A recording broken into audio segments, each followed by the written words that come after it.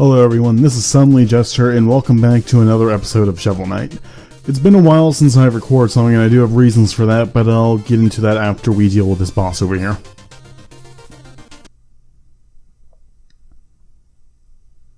This is more ominous than I remembered. But it has been a while. What magic is this? Power, honor, the traits of a respectable warrior.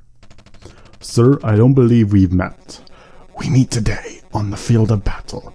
We have both defeated many knights and traveled far. Today, we fight. Stand aside, you and I have no reason to battle. Conflict is a reason unto itself, brave knight. Today, you will be tested. Are you ready? Anyway, we have to be careful when fighting this boss because, simply put, while he's not tough in general, it is tough to beat him without taking too much damage, and we actually do get a better reward if we can beat him without taking too much damage. Like, we don't have to get a flawless or anything, but, well, though, that would certainly be nice, although it's already not going to happen. Anyway, because this is a pretty small arena, that works in our favor and against us at the same time. For one thing, it makes it easy to use the Chaos Orb against him, but on the other hand, it also makes it harder to dodge some attacks. Speaking of the Chaos Orb, though, I've noticed that in this playthrough I've been using it a lot more than I usually do. I mean, I certainly used it a good amount in previous playthroughs, but I never quite used it this much. But it wasn't until I started having to give strategies for the camera that I was like, huh, the Chaos Orb is actually a lot better than I remember it being. But anyway, the battle is over. I'm not sure if we did good enough to get a good reward. I don't think we did, but, well, we're about to find out. Ha! I've been bested, but barely. You still need training to overcome what lies ahead. Farewell, Shovel Knight. Now, as you can see, we did not do well enough to get a good reward. We just got a few pearls. Normally, you'll get a bunch of pink diamonds if you can do well enough, but in this case, I did not. I tend to have trouble beating with Shovel Knight, but as Plague Knight, he's kind of a pushover. Then again, though, with Plague Knight, a lot of bosses are pushovers. That being said, before we take on the next stage, I am going to turn in these music sheets. And we're back. As I promised, we're going to go to the next stage, Flying Machine Layer Propeller Knight. Not gonna lie, this is my absolute favorite stage in the game. Which is kind of a good contrast because the previous level, the Clockwork Tower, is probably my least favorite stage. Well, not counting the Hall of Champions, as I've made it clear that I don't like that place, but I just happen to really like this place. Granted, I'm not too fond of the boss. Well, actually, I take that back. The boss of this place is fun, but I wouldn't say he's like my favorite boss. Similar to how the Clockwork Tower is my favorite stage, but Waltzing Knight's not my favorite boss, he's certainly not my least favorite. I'd say my least favorite boss is probably Mole Knight. Not sure. Anyway, I didn't want to try to glide over there from that distance, and I am kind of making this more difficult than it needs to be. Let's just go to it. There we go. Not too much of a problem, but I'm kind of a sissy when it comes to these fans. I've played enough video games to not trust fan physics. It tends to get me killed more often than it doesn't. There's a mage over here. We do not want to deal with him, so we're just going to use the anchors to take care of him. The anchors are a very useful tool to have in this stage for obvious reasons. It is a flying stage after all. And let's abuse the physics there to get to the secret. Anyway, if my predictions are correct, this should be a Trowel, which is still useless to us. Yep. My fault. I should really stop fishing up the first fishing spawn area, considering, but always like to make sure that my theory is correct. Surprisingly, that was not a music sheet. It's admittedly been a while since I played this stage, but usually that feels like the kind of place to have a music sheet. But at the same time, I'm not super surprised that there wasn't. I mean, not all music sheets are going to be in chess. A good amount of them are, but not all of them. Anyway, the main reason I like this stage is because, well, to be honest, flying is something that I've always been interested in. Granted, you don't actually fly in this level, although I suppose you can say you come close with parts like these, but flying is something I've always been fascinating, and it's something that humans will probably never be able to do without something like an airplane or a jetpack or something. And I just corrected myself by saying we'll probably never be able to, but no, let's face it, being able to gain actual flight is just wishful thinking at best, and delusion at worst. I mean, granted, technology is kind of impressive. Maybe one day they'll be able to make wings for us, but I kind of doubt that. Which is a shame, because as I said, I'm just fascinated by the idea of flying. Like, just being free enough to be able to just soar through the air like a bird. This is actually going to sound really cheesy for a moment, but that's something I've always wanted to be able to do as a kid. I mean, when I was a kid, I wasn't like too fantastic. I was never like, oh, I want to grow wings when I grew up. But I wanted to be like an astronaut or like fly a plane or something when I grew up. Granted, I think that's common with a lot of children, but just flying, man. It sounds weird, but it's one of those things that's hard for me to express to people. Anyway, overall this stage has been pretty easy so far.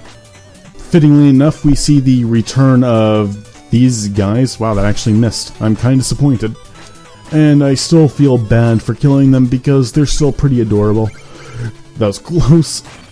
It can be pretty easy to fall into traps in the stage simply due to how mainly due to these little overlays right here. Anyway, for once the cannonballs will help us out here because that's what we have to use to figure out how to basically get across this platform without falling. That means that if you do fall, if you time it well enough, you should be able to bounce on the cannonballs to get back up. Okay, this part. Let's quickly get the anchor out because it's probably the most useful thing we have here. If you time it well enough, like I did not, oh shoot, then you can actually smack a bomb back into them like that. It does a pretty substantial amount of damage. However, and sadly, we're not able to pogo jump on them either. That was a very unnecessary amount of damage, but it was my fault for letting myself get trapped in the corner. I really should not have done that. Tip for you, if you haven't figured it out. Essentially, when fighting that little mini-boss there, if you're about to get in a corner, just quickly run under it. That being said, though, if you do take too much damage from the fight, it clearly does not matter, as you saw there, because there's a roast chicken for us. Anyway, this guy is going to be helpful to us in that we get to kill him. There is a secret right here. However, even if you manage to break it, you will not be able to enter it yet, so don't try. Well, actually, no, it's not even one of the secrets that you break, my bad. You just simply go through it, as you can see here. But it's inaccessible to us right now. Pretty soon, though, we'll be able to get into it as when I'm able to just stop grabbing onto the ladder and just drop. Let's pogo jump across these guys, which are rather conveniently placed, and let's fall. And fail miserably. Come on. No. Alright, it's best to do it from this screen because these guys respawn. Granted, it's a good thing they respawn because if they didn't, you'd be kind of screwed if you fell. Holy crap, I cannot time well these today. Like, for some reason I expect them to be electrocuted for a lot less time than they are, but apparently not. I'm not sure what's wrong with me on that aspect, but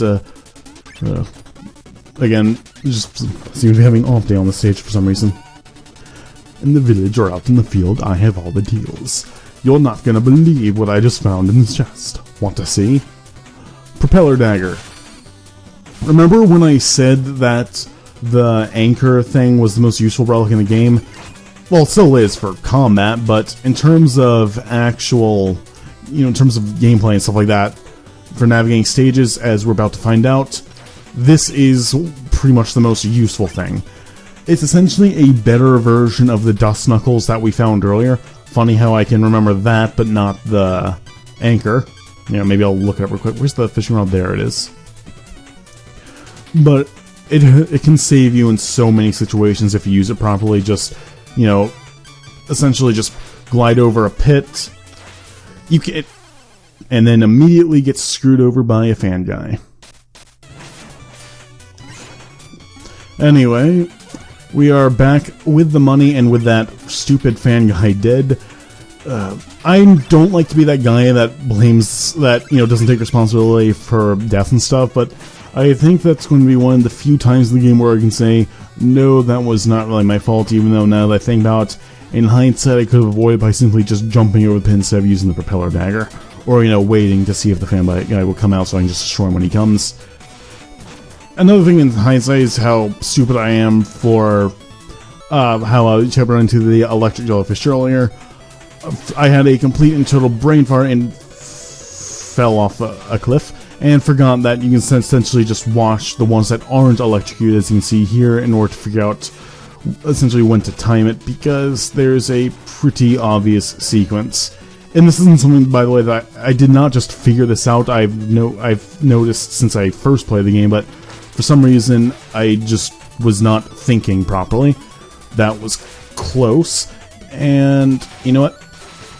Thank you, Propeller Dagger.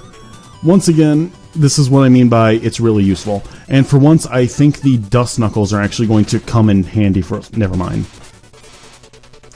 I'll meet you up there, guys.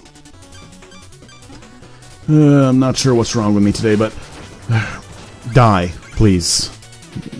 That was annoying. Granted, it was pretty much my fault, but some things in life are just annoying, and that was one of them. Anyway, that's both music sheets in quick succession. I forgot that they tend to come pretty quickly, in a stage.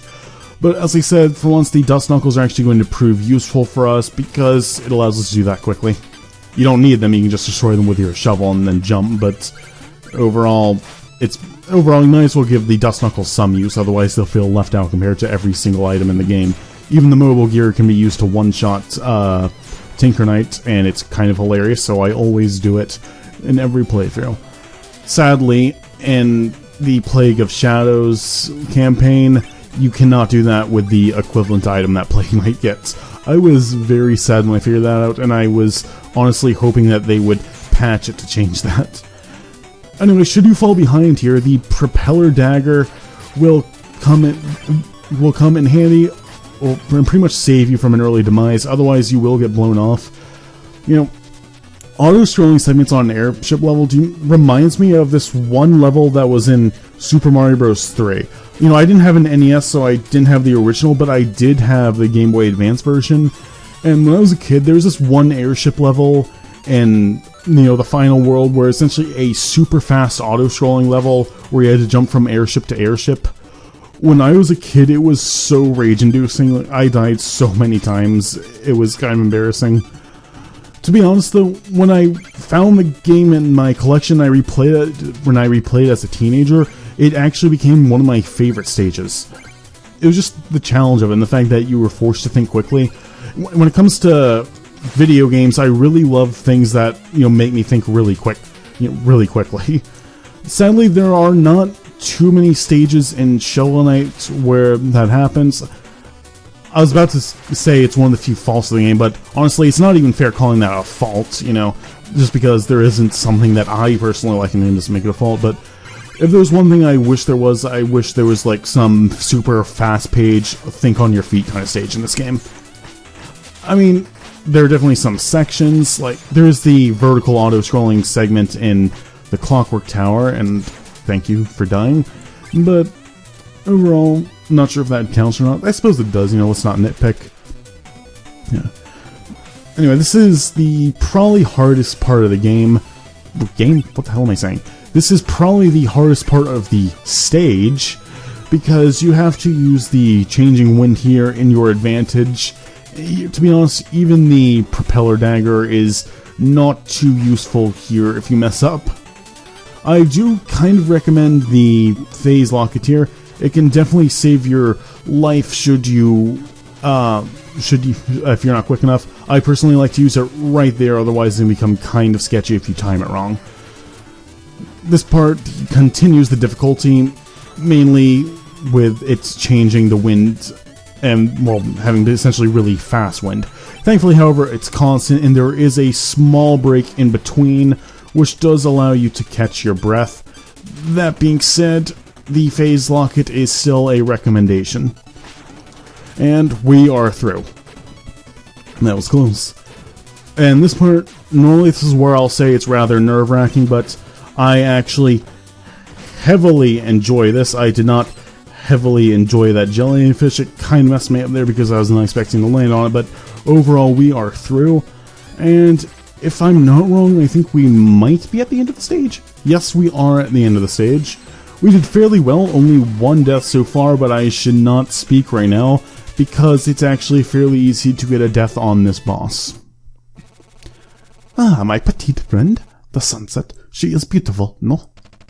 Get down here and face me, you gyroscopic jester. Oh, so rude. My crew, they were not hospitable? My ship, it was not magnificent? I'm not here to be entertained, I must reach the Tower of Fate. All business, no pleasure, such a shame. Very well then, on guard.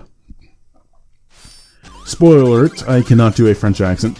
I think accents seem to be my weak point when it comes to doing voices in general.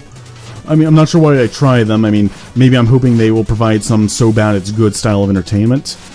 But onto the boss. The first stage, if you can time the pogo jumps well, is rather easy. But this is where things start to get hairy. He will essentially destroy the stage and try to blow you off. This makes things very...